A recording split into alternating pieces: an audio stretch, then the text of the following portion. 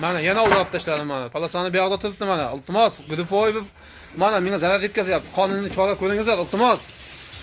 Organ xodimlarim mana shu odamga qonuniy chora ko'ringizlar. Nega ustaxonasi manaqda mana, ustaxonasi bu tomonda. Mana. Iltimos, qonuniy chora ko'ringizlar. Mana Gudupoyev bosib kelyapti. Iltimos, prezidentim, davlatim. Iltimos, yo'q, mana prezidentim. Qonuniy chora ko'ringizlar mana, bosib kelyapti. Mana Gudupoyev kelyapti. Iltimos, chora ko'ringizlar. Mana meni urmoqchi bo'lyapti mana. Mana reklamalarni bosib. Mana. Tinmang, nima yetasiz? Ey! Nima yetyapsiz? Mana reklamani yirtib tashladi, mana. Mana iflos deb qaramiz. Mana reklamani yirtib tashladi, mana. Ustaxonam oldi.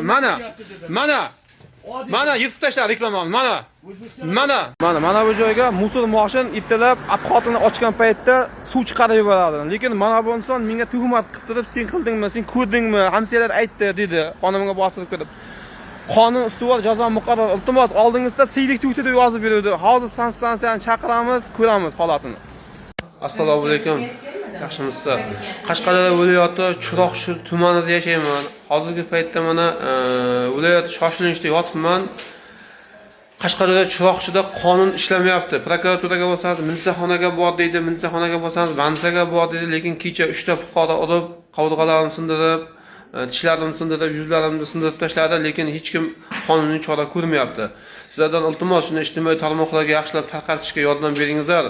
O'zbekistonda qonun ustuvor jazo muqarrarligini ko'rsataylik. Ular aytayaptiki, seni hech kim so'ramaydi, sen kambag'alda, nogironda deyapti.